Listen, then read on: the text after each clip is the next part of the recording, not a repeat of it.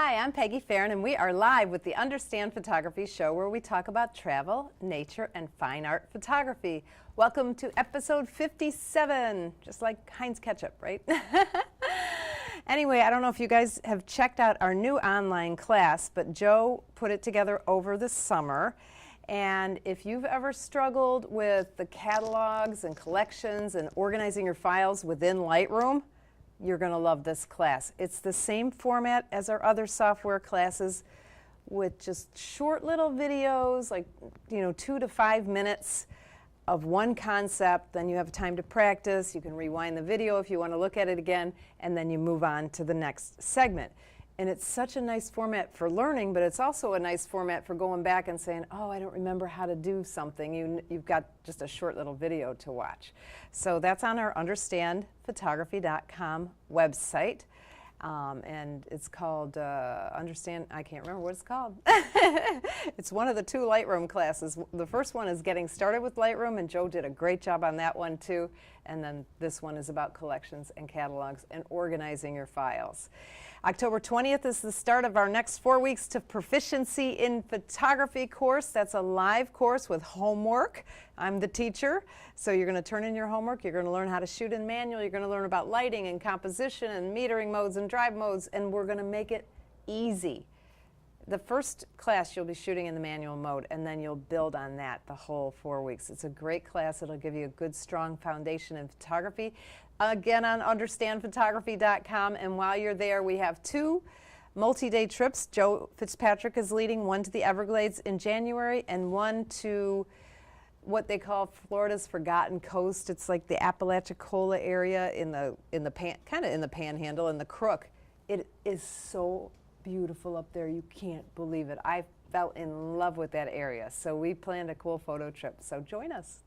Anyway, episode 57 on the Understand Photography Show. My guest today is aerial and fine art photography, Barry Howe. Welcome, Barry. Thank you, Peggy. Nice to be here. Thanks for inviting me. Thank you for coming. Barry got to experience us going through all kinds of technical problems right before the show, because all the technical problems happen 5 minutes before the show. So we have a little stress in the air, but we're going to be calm. Yes, we will. So now I got your name from Joe Parisi, who is also a fine art photographer who was on my show, and he knows you from the art shows. Yes. So this is an example of your art, this beautiful aerial picture we have behind us, right? That's right.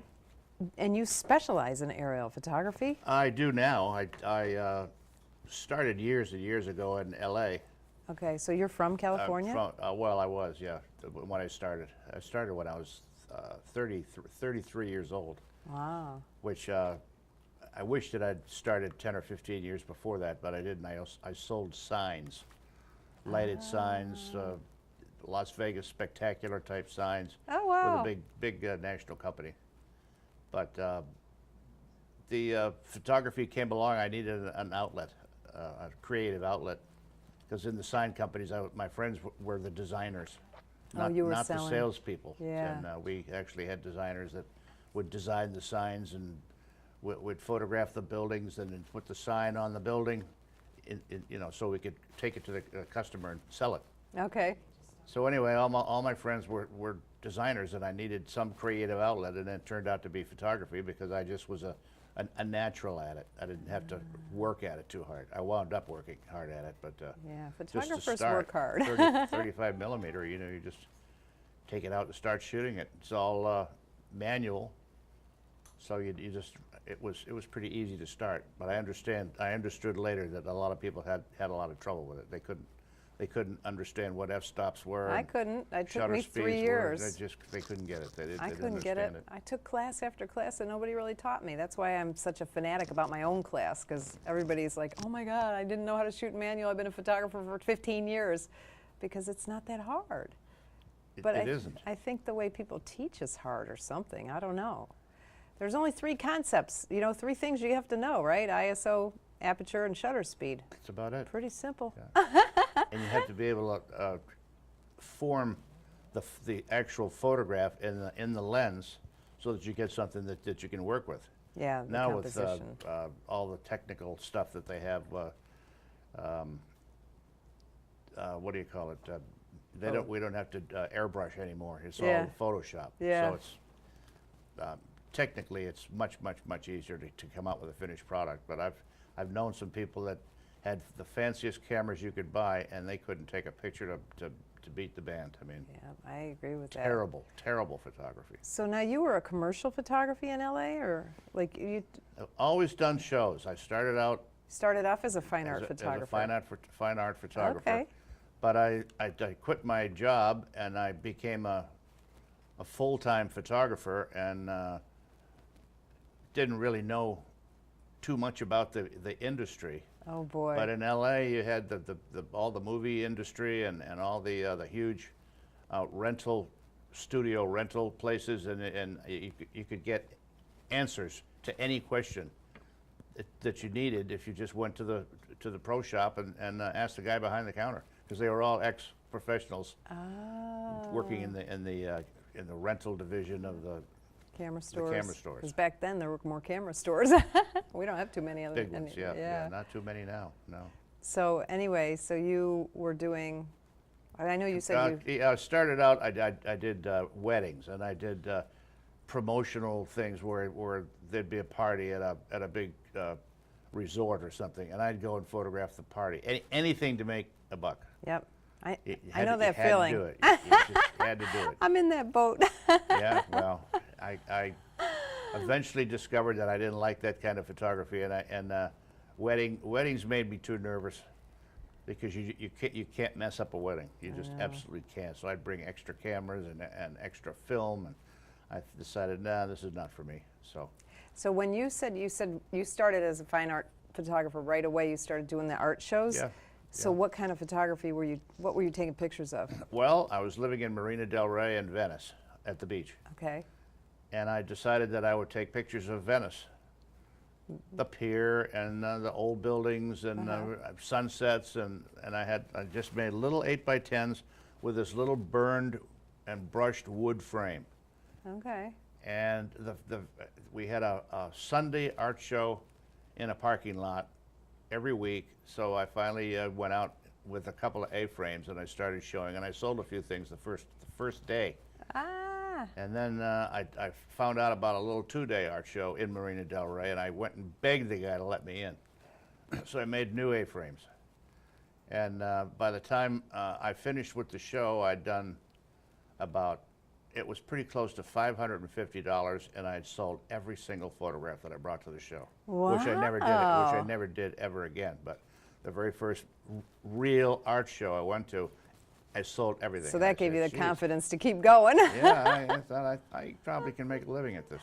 Wow, that is so cool. And now you know Clyde Butcher from California, you said. I didn't know him personally, because he didn't do any shows and I did shows. Okay. But I knew his work, and he started a company called Eye Encounter, which I liked a lot. It was the typical photography that you see a lot of the photographers are doing now: flowers and birds and sunsets, and they were a matte finish photograph with a nice frame, and he had them in galleries all over the place, Okay. just everywhere.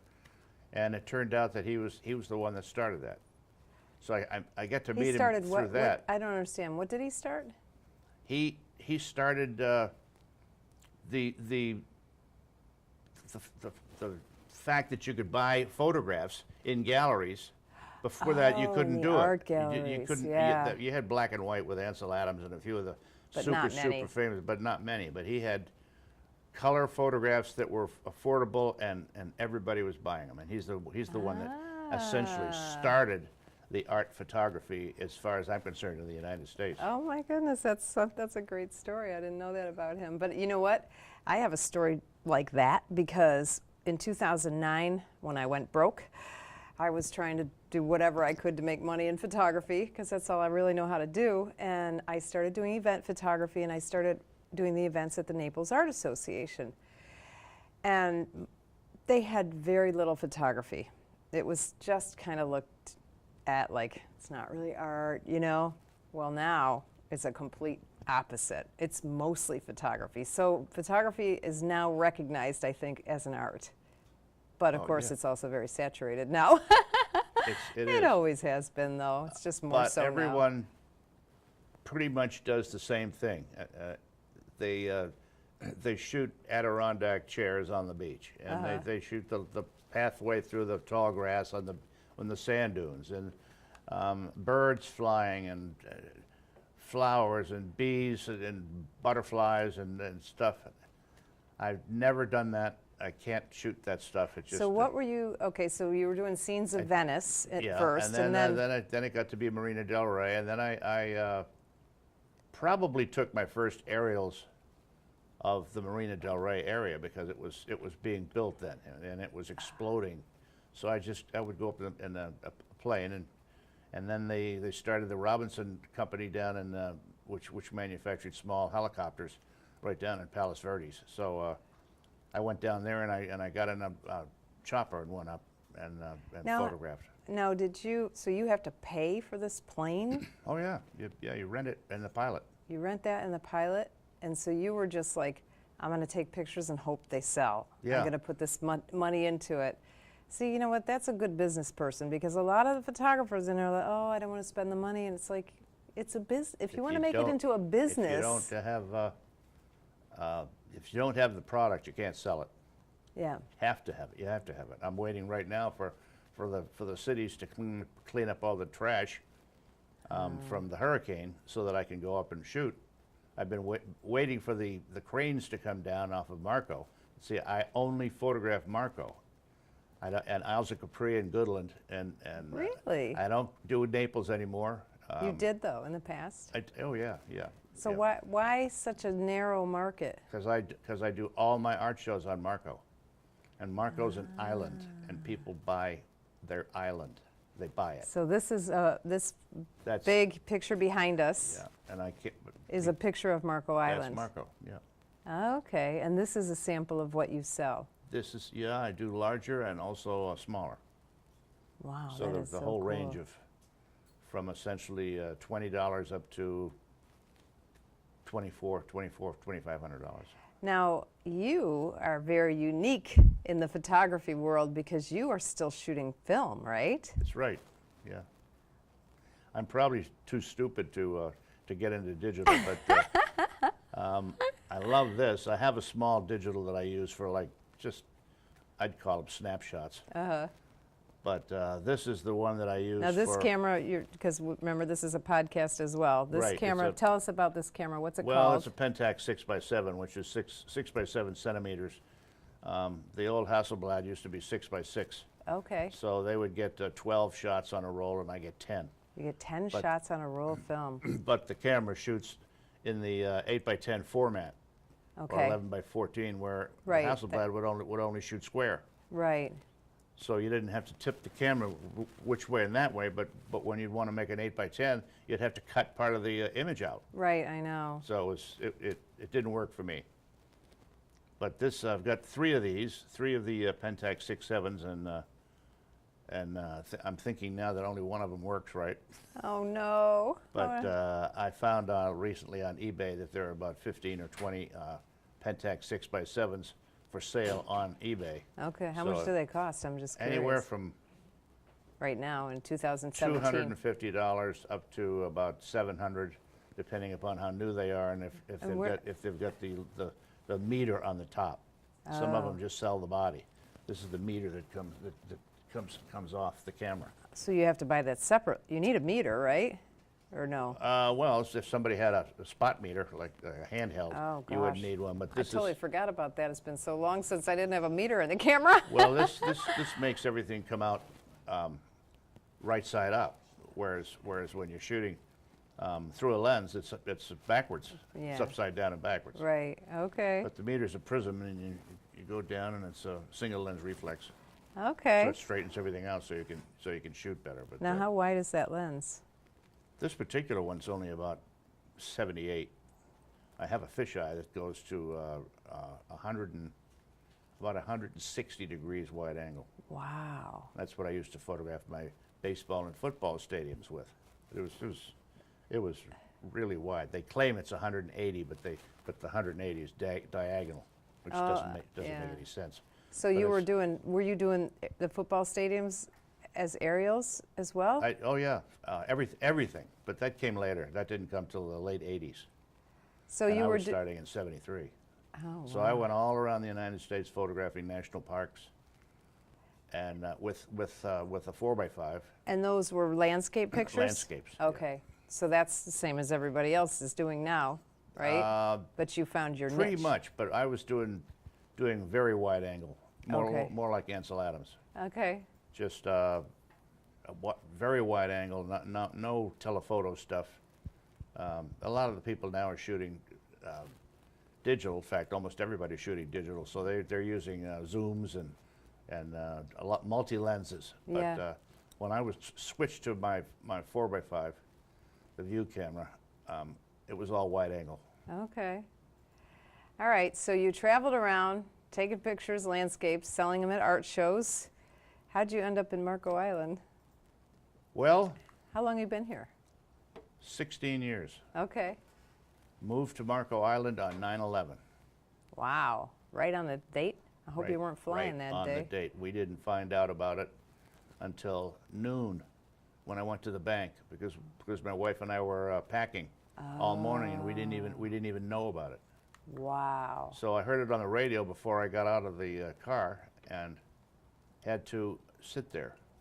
I couldn't move. I couldn't get out of the car. I was waiting for more and more information. I thought this sounds like some movie program, or like Yeah, I Orson know. Welles or something like that, where the Pentagon gets Yeah. destroyed and the buildings collapsed and this and that. And I thought, no, this can't really be true. Wow. And it was. I know. So how did you decide on Florida? Florida is where everybody came to do art shows in the winter. Oh. There were indoor mall shows up north, but they kind of ran out. But Yeah, I never even heard of. I'm sure they had them, but I never heard of indoor. Everybody. Part of the thing about an art show is being outside and enjoying. You know what I mean? yeah, but you can't do that in the snow. No, not up north. Well, my neighbor here in this complex is a painter, and I think he goes to Maine for the summers. Yeah, the summers. Yeah. So he does Well, Florida all that's winter. what I used to do. You'd have to do that. Yeah, or you- else you have to take 3, 4, 5 months off. Well, that's what I'm doing the last 3 years, and it's tough because you got to make enough money to get through the summer. Yeah. At any rate, the mall shows were big. We Okay. had some good promoters up north that had shows at all the good big malls. Okay. And then in the winter, she would come down here and do shows in big malls in the Miami area. The promoter. The promoter, yeah. Okay. And so they were good. They were really good. You never had to worry about the weather, but the setup was kind of hard. Oh, because you have to go through a mall. You have to go through the mall and truck everything in. And I did a show with her in the Burlington Mall in Massachusetts, and in a snowstorm. Oh, jeez. Did anybody come? Had to drag everything on my dolly into the mall, and it was snowing. Oh, boy. See, I can remember all these weird things. So you moved to Florida because this is the place to be. I didn't move until much later, but I would move to Florida for three to 4 months, and with a buddy, the two of us would rent a place together. He was a painter, and we'd do all the shows every weekend. We'd be doing a show someplace in. I was just going to ask you, did your wife come with you? And you answered my question No, before. No, I went through a few wives. Wives didn't particularly like their husbands running off to Florida for 3 to 4 months. At any rate, see, I finally wound up marrying An artist. That's why I thought maybe she did the shows I met her with at you. a show in Pittsburgh. We were set up next to each other. Oh, okay. That's Yeah. funny. So to answer your question quickly, I eventually bought a house on Key Biscayne, which was developed by the same developer that did Marco. Oh, okay. But 10 years earlier, I bought one of the Mackle houses. Okay. But the business wasn't good enough for all year round, so I sold it and moved back to California full time. But in '95, I got tired of the driving and all that in LA, and I moved back to Florida full time, and went right back to Key Biscayne. I just loved Key Biscayne. Okay. And I learned that people love photographs of their island. Because Key Biscayne is an island that's like this. Okay. And I did large photographs for 3 to 4 months when I was in Miami. And then when I moved there, I was photographing Miami and Key Biscayne and all that. So when I moved to Marco, I said, well, it's an island and it's built by the same guys. I'm sure I can sell this stuff. So I started showing large photographs like this, aerials, and it took off. I mean, So when you first moved to Florida, what were you selling if you weren't doing the aerials? The scenics, Scenics. the big, wide national parks and things like that. But then I started photographing Miami. Yeah, because with that's my right. 8x10. You were doing cityscapes. Yeah. But from now the you tops were of buildings and from the bridges and the time exposures at night. I can remember the very first winter, 1977, that I was standing on a bridge in Miami Beach and photographing, and the temperature was 32 degrees. Ooh, that's too cold. It was cold. On a bridge, you said? Yeah, the wind was blowing and it was Oof. 32 degrees, and that was about 3 or 4 days before it snowed in Miami. It snowed The in only Miami? time it ever snowed in Miami at the airport. Wow. Now, didn't the wind, well, you said it was an 8x10 camera. Is that camera heavy enough that the wind didn't mess up your shots? It didn't. I was probably shooting fast, but I had ways to tape. I would tape the camera body down to the tripod. And the tripod was pretty And- serious. Yeah, it was heavy duty. Wow. But the So the toughest- cityscapes sold too, yeah. pretty well. Oh, the Miami city scenes were fantastic because they were big. I did 6 and 8 foot Big is city better. scenes. Yeah, but nobody else was doing it. When I came to Miami and did art shows in the 70s, I was showing prints on my display that were 6 feet, and no one had ever made a 6-foot photograph. Oh. There weren't any. I don't like little pictures on my walls. I like big pictures on my Well, walls. everybody's doing big now. And now, but, of course, now everybody has the higher ceilings, which Yeah. you need a big picture for that, right? Yeah, big. And Now, they love it. where do you get these printed? There's a lab in Naples in a commercial development that But they don't develop film. he used to, He doesn't now. doesn't it? No. So what do you do? When I shoot, I send my film to Massachusetts, usually overnight, and Okay. they process it and send it back to me overnight. So they digitize it. No, I shoot transparencies. That's with this. Oh, okay. And if I were shooting large format, the 4x5 and the 8x10, I would probably send them the film holders with the film in it so that they could unload it and process it. But ever since the digital age came in, I haven't been shooting any 4x5. So, but you're still shooting with this. This is roll film, and it's 120 film. So when you get it processed, It comes back to me cut and sleeved, okay. and it's transparency film, so all I have to do is hold it up to a light box or out to the sun outside and look at it, and I decide which ones I want to print.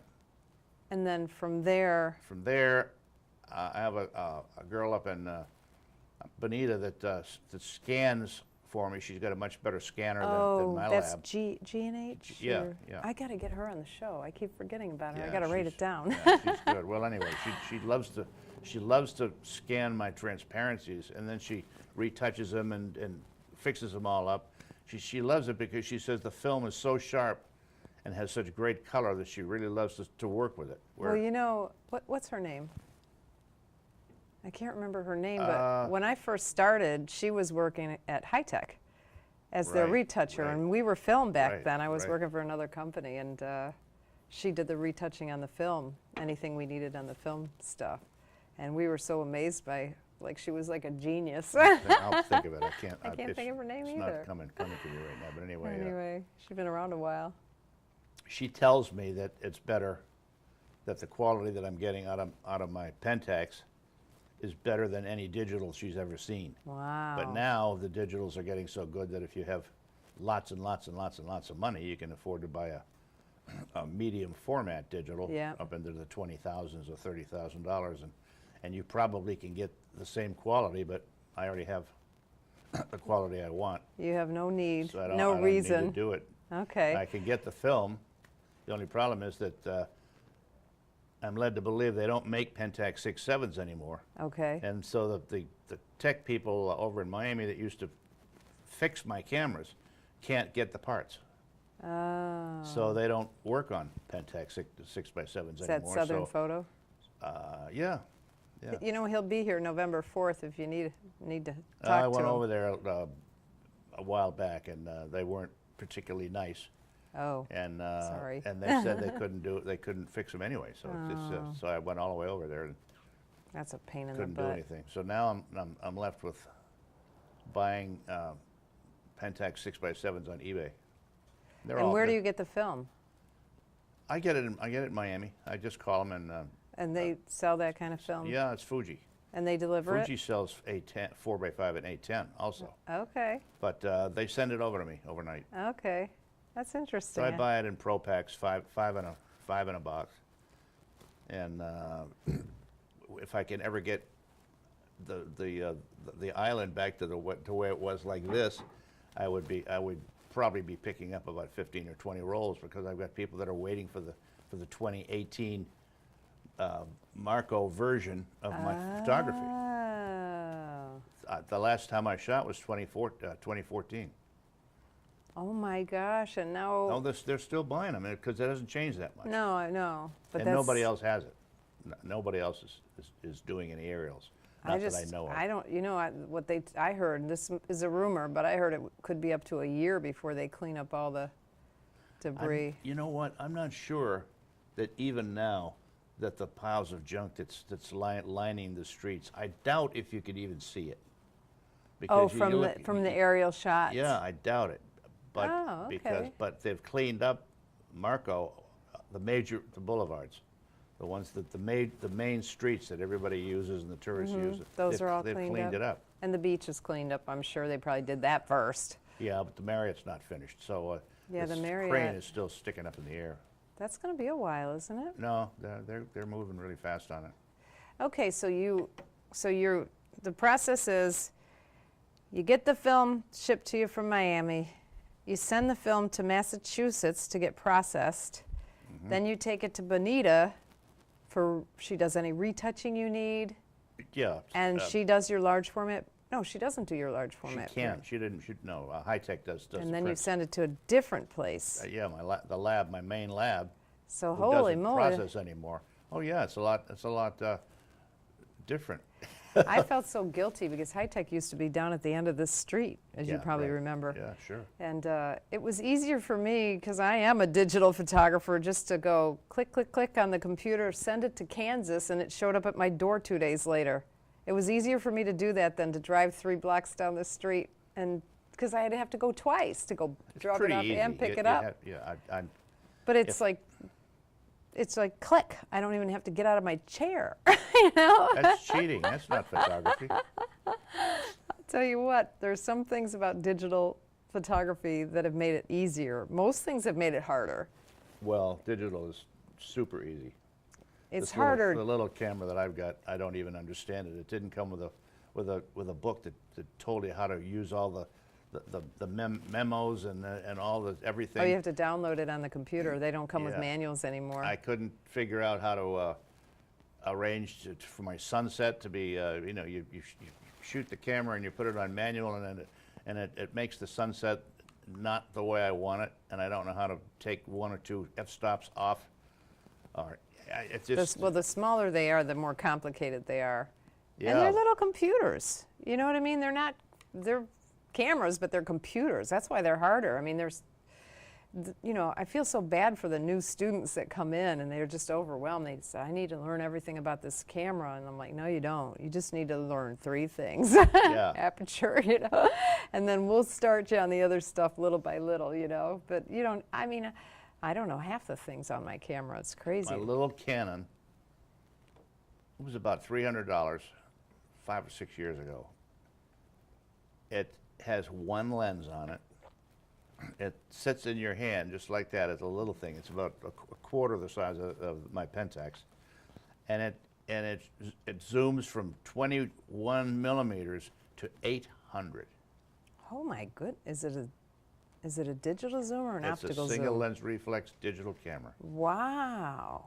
It's beyond belief. I don't think they even make it. I don't think they make anything that zooms like that anymore. I never heard of anything with a zoom the like lens that. comes out of the camera about that What, about 3 inches? about 3 inches, yeah, and it has little striations on the lens that tell you which Length you're at? length you're at. Oh my gosh. But you stand there and you get this 21 millimeter lens that's wide angle, and then you start zooming, and then this little teeny weeny infinitesimal license plate or something that's 300 yards away, it just Oh starts my coming in like that, and it gosh. just comes all the way. It's beyond belief. It really is. That's cool. All right, so let's talk about art shows a little bit, because Okay. you've been doing art shows for many years. Yes. Okay, if you were to teach somebody, like, how do I get into a art show? How do I know what's a good art show to do? I mean, and you're making a living just doing art shows on Marco Island? You're not even traveling. No, not now, because everything got to be too expensive. The hotels and the show fees. It got to the point where with the recession, the sales weren't enough to even make payments. So you spend cost. all your time traveling and shooting and doing the shows, and you wind up not making any money. Mm-hmm. So I said, I'm just going to stay home. So you don't have the expense. So how many shows do you do? Oh, I do the farmer's market on Marco, which is my office. I have one space in the same space every Wednesday for 6 months. Where is the farmer's market on Marco Island? It's behind the McDonald's. Oh, Near the- it's just near the tents? Winn-Dixie. Do you just put tents up out there? Everybody puts their tent up. Yeah, because it's a I'm big circle. visualizing that. That's a big empty field or something, right? Yeah, it's the And so- best farmer's market in the world. Really? And when is it? On Sundays? Wednesdays Oh, Wednesdays, you said that. from 7 in the morning to 1 in the afternoon. And people come from 200 On miles. Wednesdays? Yeah. So it's an art fair, it's a farmer's market, it's Yeah, it's a arts, craft fair crafts, maybe? food, all kinds of restaurants come and sell food, so you can have breakfast there and lunch. And we have a big tent that's set up in the middle, and that's where the Chamber of Commerce and the Parks Department has their tables set up, and people can just go under the big tent and take their food and sit and eat and talk, and everybody brings their dogs out, and it's just like the Champs-Élysées or something in Paris, because Wow. everybody comes. It's like you can't, after 10 o'clock, you can't find a place to park. There just isn't any. Oh my goodness, I But we had get no idea. thousands of people. And when is that? That's not all year round, is it? No, unfortunately. Well, we Well, there's couldn't have nobody it here in the anyway. summer. It's too hot, and So and when it rains. is it, from like November It to goes from the second week in November to Easter? 2 weeks after Easter, Okay. whenever that is. And how do you get in? Do you get juried in? Yeah, you or- get juried in, and several people that are friends of mine that have been trying to get in for years, and I know 2 people that just got the word that they got in. Now, they also have to wait for somebody to get out before they can let somebody in, right? Yeah, and they've changed the market around where they want more of the local people that live on Marco or in Goodland or something like that. They want those people rather than people coming in from Naples. way away. No, yeah, Naples, yeah, right. Us Naples people. But that has turned out to be the best thing that I've ever done in Now, can in I my be career. Can I be super nosy? Like, what's your average? Like, if you were to average out one day of sales, because I know some days you're going to have $1,000, some days you're going to have $100. Yeah, well, But what would be your average? when I first started, daily I'd never sale? done a farmer's market, and I thought, geez, if I could do $300 on a Wednesday, in the middle of the week, that would be pretty good. Well, I set up the very first day, and that I'd ever been to a farmer's market, and I sold a $900 photograph in the first hour. Wow. I said, well, forget the little stuff, which I do have some small things that people can buy and put in their suitcase and Well, that's what my take away second with. question was. Because when I did my first art show, my neighbor, Tom Millsap, the oil painter. Yeah, right. You I know Tom really well, He's, sure, yeah. he's right across the parking lot right there. Oh, yeah? Yeah. Oh, yeah, I know. Anyway, he said, he helped me because I had no idea what I was doing. And he said, you know, because I wanted to sell bigger pieces, and he said, have small things because there's a lot of tourists that are going to come, and plus the small stuff will help you pay for the cost of the booth. Generally that's So true. I had some 8x10s, 11x14s, and then I got some little tiny, well, they weren't tiny, but they were 8x8 frames with a 5x5 picture in them. So I got them at, what the heck is the name of that store? Big Lots. So they Yeah. were like, the frames they were so cute, but they were only like $6 each. So I Yeah. sold each of those for $30 each, and those sold like crazy. The little ones, I didn't sell anything big on that one. It was the first time they had ever done an art show. In fact, I don't even think they're doing them anymore, but it was Well, for, to answer your question, I'm disappointed if I don't do $1,000. okay. But the most I've ever done is over $3,000 because I go to somebody's house and they wind up buying 5 or 6 or 7 photographs. But $1,000 a week you're making. Profit, or no, that's gross. That's gross, but But my still. markup is pretty good. That's yeah, and that's midweek. That's just the farmer's market. That's the farmer's on market. a And then there's shows Wednesday. on weekends. And how many shows do they have on the weekends? There's about one every weekend, pretty close. Almost every weekend? Yeah, I have a girl that comes down from, named Pam Patullo. She owns a store in New Jersey, Okay. and she also does art shows up there. So she comes down here and she runs shows at the Art Center, Okay. and she also runs shows at the Episcopal Church, and there's about 4 or 5 of those. But she doesn't do her shows, that show on the weekend. The Art Center she does on the weekend, but the church is in the midweek, but not on Wednesday. Because Wednesday either Monday competes or with the Tu- farm market. you She's not can't- dumb. Everybody goes to the farmer's market. Wow. So she does Thursday and Friday. So I go right from the farmer's market over to the church and set up, just from one to the other. Wow. Now, do you have a tent that you have to set up every single time you go somewhere? You have to set up a tent Oh, and yeah. set up the whole booth every We're time. all set up. We're all set up that way. And how This much? is what we do. I mean, can you do that by yourself? Yeah, well, most people use an easy up. And that's a tent? Yeah, you set it up and it's like that. But then there are, at the finer shows, the fine art shows, we have domes where you have aluminum metal pieces and plastic and stuff, and you have to build the superstructure that the tent goes over. Okay. They're higher and stronger and more sophisticated than an easy up, but an easy up you have to use at the farmer's market because you don't have hours to set up. So how long does it take to set up? All right, just the easy up alone. How long? 45 minutes to an hour. Just to that's set up the that- tent, but then you have to put all your no, stuff no, in no, it. no, that's the whole thing. Set the whole display up.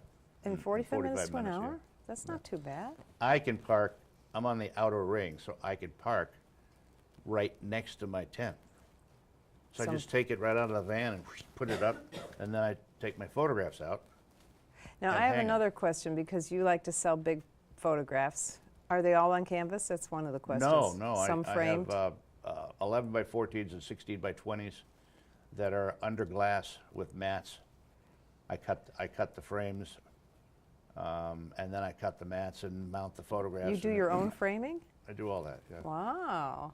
Now, how do you carry that from place to place without getting everything wrecked? Well, occasionally you get one wrecked or it rains on them, but I have them in my van. They're all stacked up against the far wall. Do you stack them upright? They're all upright, yeah. And I have, Did you, like Tom Millsap, he's got like a custom thing inside his van that he, well, he built it. yeah, But I never did that because I have so many different sizes. right. What I found out with this type of a print, I use cardboard Mm-hmm. in between the photographs. I used to use foam, you know, big thick pieces of foam. Like that you get from Home Depot? Uh, usually you get them at a fabric store. Okay. Big sheets of foam. They're like 1.5 or 2 inches Oh, thick. not foam board. No, Foamy foam. foam. Yeah, foamy foam. Like yeah. for that you put on a bed or a pillow or Yeah, something. yeah, Okay, yeah, okay. like that. But when I switched to this kind of a print, And this kind of print, you're talking about a canvas print? canvas print, Okay. the foam pushes it in, Oh. and it makes a. You can see the Dent. frame around Yeah. behind I know it. exactly what you're talking about. The stretcher frame shows through the canvas So I use cardboard. to keep it Yeah, from. I cut the pieces that I use for that I get from mat board. I order mat board by the case. Because so you that- do your own matting. Yeah, do my own matting, and And so then I you just come- cut, you I get cut these the I cut the box that the mat board comes in, and I use them because they don't push the Against the canvas. canvas in, and they don't seem to. So you just line them upright with cardboard in between Yeah, in your van. yeah, the face out, and then you put the cardboard in, then you put face in, and then you don't have to put cardboard in because you're putting them face out to again. face. Yeah. And Okay. then you put the cardboard in, And and then- it winds up to be half the van. But I have a maxi van, so I can put boxes and things and every other thing in the back of the van because it's Okay. about But this you much have a wider than a full-size regular van. van, longer. Oh, a full, longer. bigger than a regular size van. Yeah, it's really big. It's really, really big. Really big. It's not tall, but it's 30 inches longer than a regular van, and you'd be amazed how much stuff you can put in 30 inches. My 'Cause it son, just- my son had, well, not anymore because he's a solo act, but he's a musician, and he had when he had the band, they had a 14 or 15 passenger van. It was pretty big. Yeah, it may be the same size. Yeah, only he had people and Yeah. and drums and all that. But they put a lot of stuff in that van. I mean, there were 5 boys or men, I guess. They were men. Some people, I never did. I did a lot of traveling, but some people do way more than I did. I mean, there's a Jewish fellow that did from Israel that did Jewish artwork. Mm-hmm. And he not only did art shows, but he did temples. He'd go to set up in a temple and have a one-man show in a temple. Ah. But he'd be in Ann Arbor, Michigan, and then he'd be doing Texas, and then he would go all the way up to Bellevue, Washington. Wow. And he made a fortune. Yeah. He sold and sold and sold and sold, but he was on the road always, All the all the time. time. That's my son's life. He's a musician. He just travels Yeah. all the time. He likes it. He's been doing it for 12, 13 years. I got a little bit tired of it. I switched. I switched. I seem to be able to keep ahead of the crowd. I can't believe you can make a living just on Marco Island selling just at the Pretty shows. amazing, huh? And you're not selling online. No, that doesn't work. You're not selling in art galleries. No, galleries don't work. You're just selling in shows. Shows and farmers market. Well, that is a show. That my work sells, as I said, on islands, and Marco's the best island. I mean, and everybody has 2 or 3 houses. No, not me. But most You're of not the making new- that much money. Not the newer people coming down are all yuppies, and they have houses on. I just sold something to a fellow that has a beautiful penthouse on the harbor in Baltimore, Okay. and he just bought a huge house here. So- I don't know where they get the money. I don't know where these people get the money, but you're talking millions of dollars worth of houses. So they like to have one here and one there. Yeah. Ah, But very cool. I did one lady that she came to the farmer's market, and I didn't think she was much, you know. But she Don't prejudge. Don't prejudge the customers, right? No, you never she know said- who's going to she spend said, money. well, I like these a lot. I said, well, would you like for me to bring a whole selection of photographs to your house, and you can pick out whatever you want, and I'll custom make it for you? She said, yeah, great. So she bought over $3,000 worth of photographs, and I didn't even think she was interested. Yeah. Wow. Now, all right, what other tips do you have about, because I am fascinated by this, What because, you other know, tips? yeah, I Jeez. mean, a lot of people are trying, you know, part of the problem, though, is people don't want to do the art shows because of all the physical work involved. And it is a physical, but when you're just in your own, the smaller shows, that easy, what's it called, easy up tent?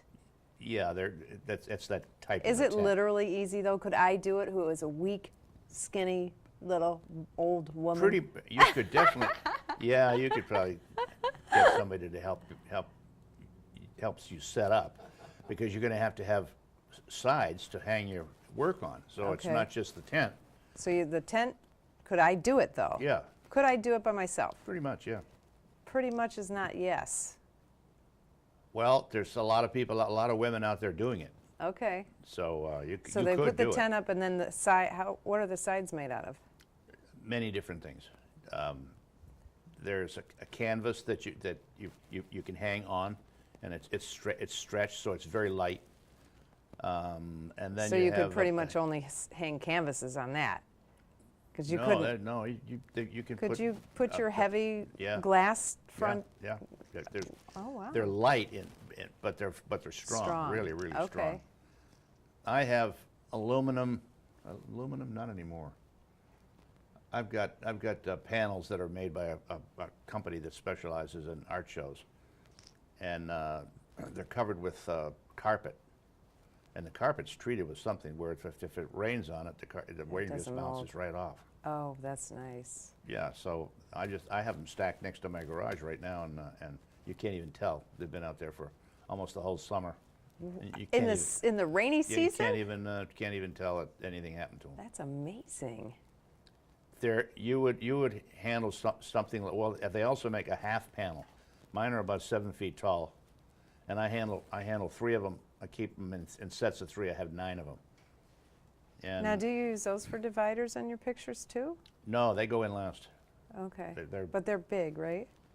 40 by about 7 feet, just 40 that's inches. big. But I keep them in sets of 3, so I can handle 3 of them at a time. But I'm getting to the point now where I have to be having a good day to get the things in the right place at the right time, because you're stretched out to 39 inches, and you got 3 panels, and it's getting to the point where they're just the torque on moving them around is my old body's getting a little bit tired. I can still do it, but pretty soon I'm going to have to go down to 2, which I was thinking about that. I can handle 2 really easily. They only weigh about 11 pounds apiece, so it's not like there's big steel things or anything like Right. that. They don't weigh that much, but they're hard to handle. Okay, and these are the sides that you're talking about. Yeah, you essentially put 1 row and then a back and then the other side, and a lot of times I leave the back one open. I put 2 this way and then 1 this way, and then there's a door to go back to my van. Oh, okay. That's nice, yeah. So it's so many different combinations. What you'd probably want to do is get the panels that are half, and they stack. Okay, So that you way can you put can them do in a a little car at a because they're time. only maybe 3 or 3.5 feet tall. So, all right, so what else? If we're talking to a beginner getting into art shows, Well, you want which to. is not the way I thought our conversation would go, but I'm interested in this now. Yeah, well, most people, it's an amazing business. It's like a carnival. It's like we're the carnies, and we're But going you're from not place yelling to at the place to people, place. are you? Or No, we don't allow that. No. But we're going from place to place. And we're going, and we set up our tents, and then when the day's over, you take the tents down. But if it's a big show, like 2 or 3 day, I mean, you don't have to take it down every night. But right. you But just most of the close things it you out. do are one day. No, the shows in midweek, not the farmers market. They're 2 days, Oh, okay. either Monday and Tuesday or Thursday, Friday, Okay. and then you have a Saturday, Sunday on the weekend. Okay, so Many weeks last year, I did 5 days of shows in 1 week. wow. That's our life. That's what we do. Yeah. You know, it's funny because that sounds like a lot of work, but I probably would rather be doing that than just sitting there waiting for the customers. You don't make it doing that. What do you mean? You have to go out and sell your artwork. What do you mean by that? You can't just sit and wait. Going to an art show is hard work, Okay. but the customers come, and most everybody that's been doing it for a while sells. So But you can't just not go out there and just wait for people to come. so what do you do to get them to come to your tent? They fall in love with the work, and after you've been at it for a while, everybody comes to my tent to say hello and see what's new, you know. Okay. And I was worried last year because I had prints that were 3 years old, and I sold just as many as before because a lot of the people are new people and they've never seen them before, and the island hasn't changed that much in 3 years. It's funny you say that because, you know, I'm, you know, now I'm a very general photographer, but I started off as a wedding and portrait photographer and mostly have done portraits for the last 15, 18 years, you know. And so in 2009, 2010, the market got flooded with all these new photographers and getting into, and they were so excited about all these poses that they just thought were the most creative poses. And I was like, God, those are so outdated, those poses, but they were new to them. Yeah, that's the secret. Yeah. But I don't have any competition. See, Yeah, because this is I so don't cool. have any. None of the other You photographers. couldn't do this huge, wide stuff with drones, can you? I don't think so. They're not. They don't go up usually this high. I mean, the ones that the TV people use can probably go up that high, but this is from like Yeah. 6,000 feet. That's crazy. It's way up there. So, but the other photographers are doing their birds and their underwater photography and all that kind of stuff, and Landscapes. sunsets and landscapes, and I do aerials of Marco, and nobody else can do it. That's so cool. There've been a few people that have put one out, but it's so bad compared to mine, and everybody knows me, and the Chamber of Commerce recommends me Oh, that's that cool. I am the Marco aerial photographer. Now, do you sell to like businesses too? Oh yeah, realtors.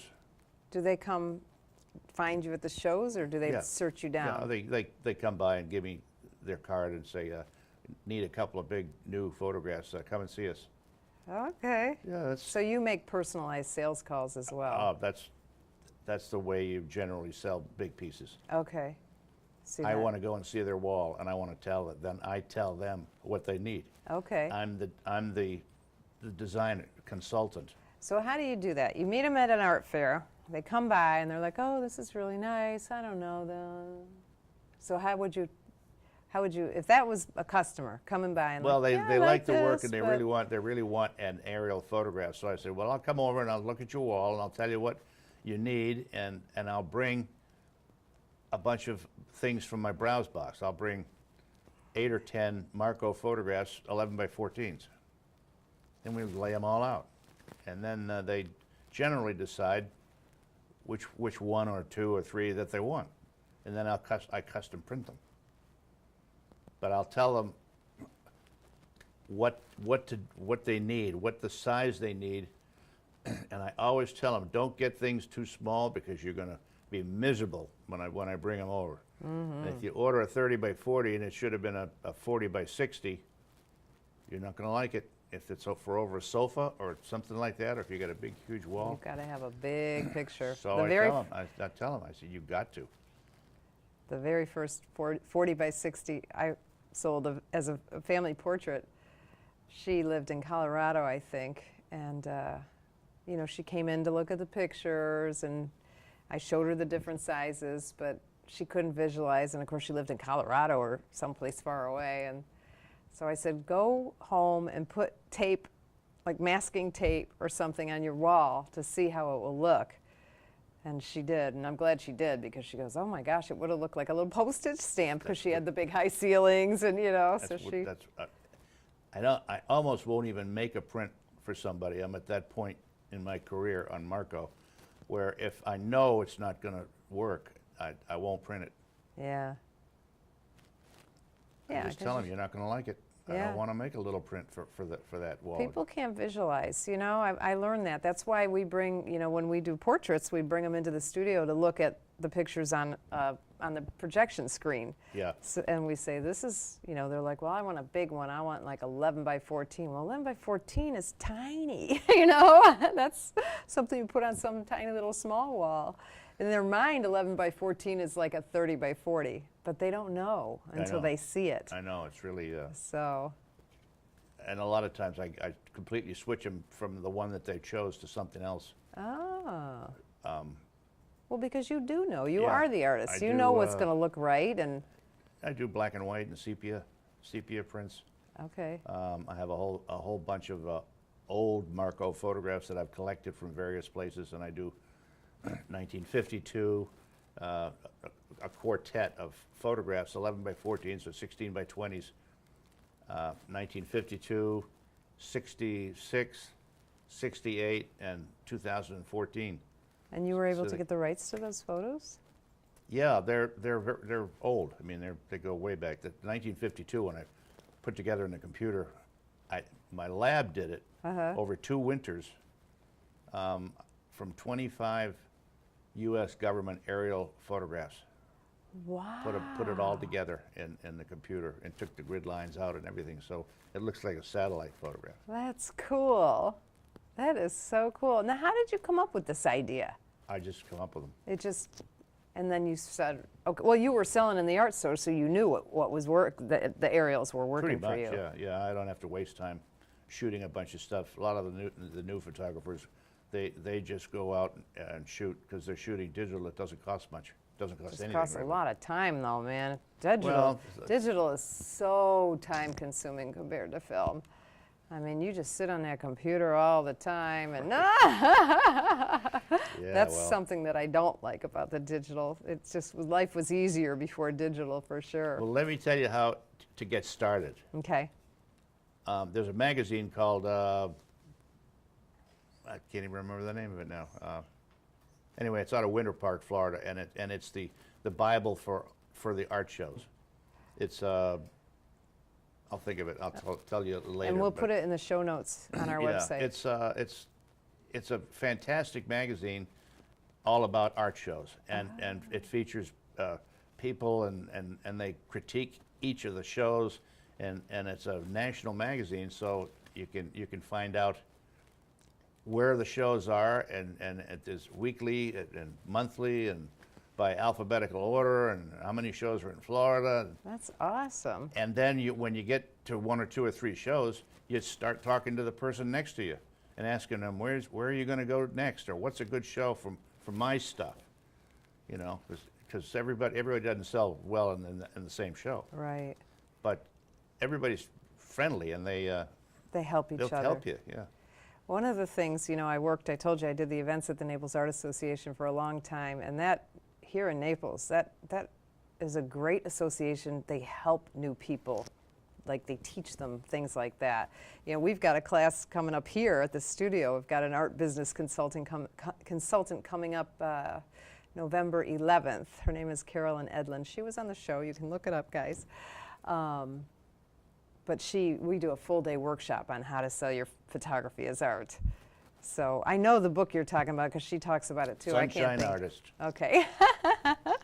It came. just popped in. It You know, came. I don't subscribe to it anymore because I don't go You don't need places. to. And I You're know, in Marco. I know which You're not shows- going anywhere. That's right. Well, even if I did, I know where to go. So That's I cool. don't need the magazine.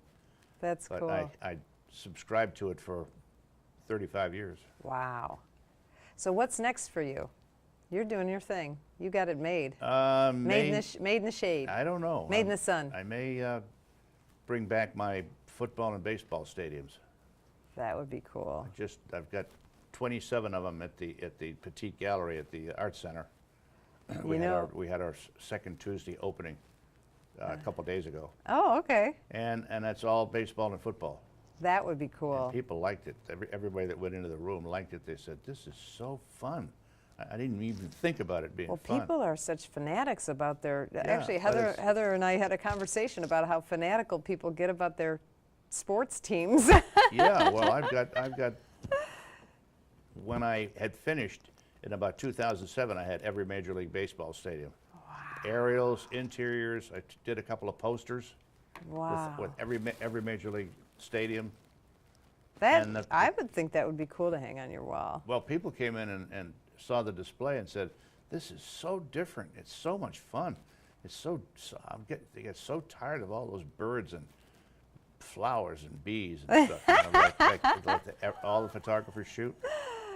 That's so But cool. to see a whole group of Major League Baseball stadiums and football stadiums too. That's cool. And And especially if you have old ones. Like, I'd love to see Tiger Stadium, you know, that's gone. They demolished it, you know, where I'm from. That kind of stuff I think would be cool. Even though I'm not even a sports fan, it'd still be cool because that's a part of my girlfriend, my best friend growing up, her mom worked at Tiger Stadium in the snack bar. So I spent like my childhood there, you know? Yeah, and they well, tore it down. I used to go to Fenway Park. That's so, is it gone? I see. I No, don't know. no, that's okay. where the Red Sox play. Sorry, I'm not a sports One fan. of the 5 old stadiums still in existence. I'm not a sports fan, but I did photograph Big Papi last year. Is that his Yeah. name? Yeah. He was the nicest man. I loved him, and I'm not even a sports fan. They love him in Boston. I'll tell He you. is a nice guy. He retired. Yeah, I know. It was his last hurrah last year when I photographed him. So, all right. So where can we find you? You have a website? Yep. What is- Barry Howe Photography at Comcast.net. That's your email. Email. And I don't remember your website. the website Is it barryhowephotography.com? probably is. Yeah. We'll put it in the show notes. Yeah. Sandy knows all that. You got a But good wife. I don't go onto it because it's very old. It's got a few scenic photographs, not scenic. There's some scenics, but mostly cities. Oh, My okay. city shots. And it used to have all the Major League Baseball stadiums. But you took We them down. took 'em off. Okay. So All right, I but don't get on okay, there we'll too put much. your email in there then too, so people can find Yeah, you. sure. Well, they don't have to look. They just need to go to Marco Island. To any art fair, and there you'll be. That's what I tell people. I say I'm going to be You'll be the guy with the big aerial photos at the every Marco Wednesday. Island. You can find me. I'll be there every Wednesday. I want to come now. I for want to five go. It for sounds five like and a half months. sounds And like then I do all the weekend art shows, the seafood festival at Marco, and there's a whole bunch of other weekend things.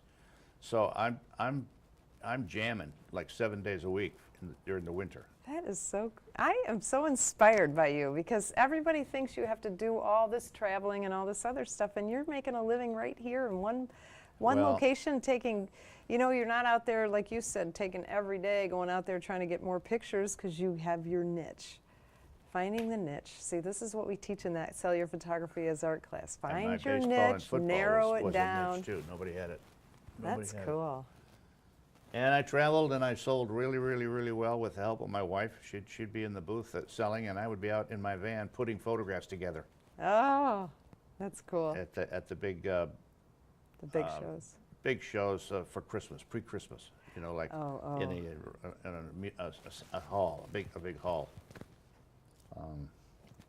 But that really worked. And then one year the recession came and sales fell right off the table, became non-profitable anymore. So it was really a shame because it But you happened know like what? overnight.